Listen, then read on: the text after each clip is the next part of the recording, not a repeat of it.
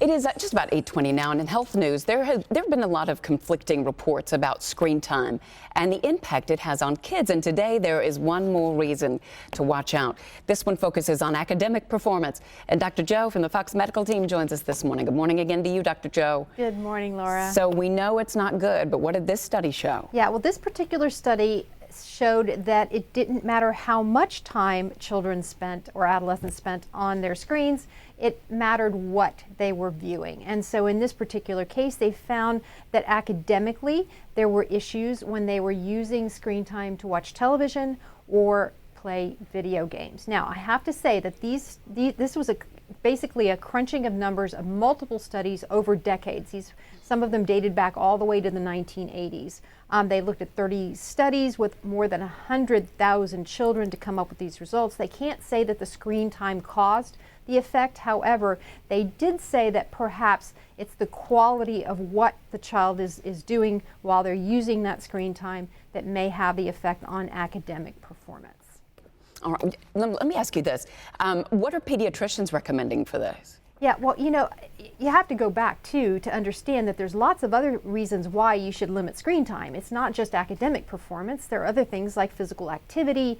There's the concern about risky behaviors that they may acquire. There's also gaming disorder in some of these kids. They said that as many as 8% of kids may come down with that as well because they're so competitive on these video games. So lots of reasons why pediatricians do want you to limit that screen time. And in fact, for children 18 months of age and younger, you're supposed to keep them off the screen completely unless it's a video chat with a family member. And then the other children, that as they get older, it depends on their age. The American Academy of Pediatrics has different and varying types of recommendations, but I think the bottom line is they want you to have some sort of a plan, a media usage plan. You can download a form, you can fill it out to be specific to your child. You sign it, they sign it, and it really does give you that kind of that benchmark of what to achieve. But bottom line, you know, there's so many reasons why we need to keep them off the screens, especially before bed. We know that that blue light can affect their sleep. We know that they need their sleep. We know they need, once again, that physical activity and exercise. So lots of reasons why. And yeah, and as you can see, here are some of the reasons why exactly that pediatricians are concerned. Teens that watch more than 5 hours of TV per day are 5 times more likely to be overweight. The sleep problems, again, stem from that blue light and also the effect on them not sleeping enough. Risky behaviors, they talked about things like them seeing things about substance use, sexual behaviors, and then they also talked about sexting and predators, again, as another issue. Yeah. And it's, you know, they pay attention to so much more than we think they do.